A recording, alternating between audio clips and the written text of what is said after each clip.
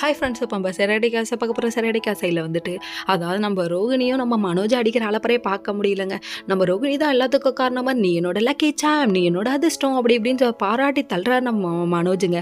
அதுக்கப்புறம் என்ன சொல்கிறாரு, அதாவது இதை பார்த்தோன்னே பெருமைப்பட்டுட்டு அந்த செக்கை வாங்கி அதுக்கு முத்தாலாம் கொடுக்குறாரு பாருங்க. ஐயோ அடேங்க அப்பா, இவனுக்கு பைத்தியம் முத்தி போச்சுடா, இன்னும் எங்களை பைத்தியக்காரனா நினச்சிட்டு இருக்கேன் அந்த மாதிரி ஆயிடுச்சு ரியாக்ஷனு.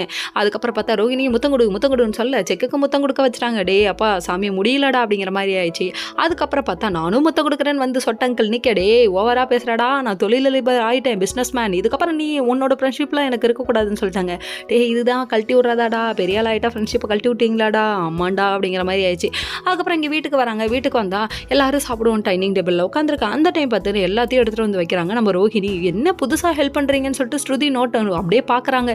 என்ன ஆச்சரியம், இவ்வளோ நாள் மீனா மட்டும் தான் ஹெல்ப் பண்ணியிருக்காங்க, அப்போல்லாம் குத்தி காமிச்சிங்க, இப்போ என்ன ஓவராக பண்ணுறீங்க அப்படின்னு சொல்லிட்டு ரொம்ப பார்க்க ஆரம்பிச்சிட்டாங்க. இதில் ஏதோ ஒன்று இருக்கே, கண்டுபிடி நல்லா கண்டுபிடி அப்படிங்கிற மாதிரிச்சு. கொண்டு வந்து வைக்க எல்லாரும் சாப்பிட்டு பார்த்துட்டு என்னம்மா நல்லாவே இல்லை, உப்பு இல்லை, உப்பு அதிகமாக இருக்குது, காரமாக இருக்குது, சாதம் வேகவே இல்லைன்ற ஊருப்பட்ட குறை சொல்கிறாங்க.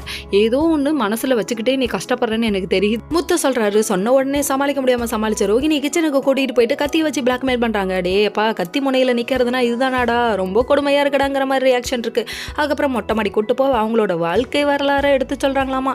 நான் படிச்சுக்கிட்டு இருந்தேன், என் படிப்பை நிப்பாட்டிட்டு இவனுக்கு கல்யாணம் பண்ணி வச்சாங்க, என் வாழ்க்கையும் போயிடுச்சு, கடைசியில் பார்த்தா இவனும் 3 மாசத்துல செத்துட்டான், என்ன பண்ணுறதுன்னு தெரியாமல் என் லைஃப் இப்படி போயிடுச்சு அப்படின்னு சொல்லிட்டு அவள் அமௌண்ட்டு கொடுத்து என்னை துரத்தி விட்டுட்டாங்கன்னு இவங்க வாழ்க்கை வரலாறே எடுத்து சொல்லிட்டாங்க. Okay friends.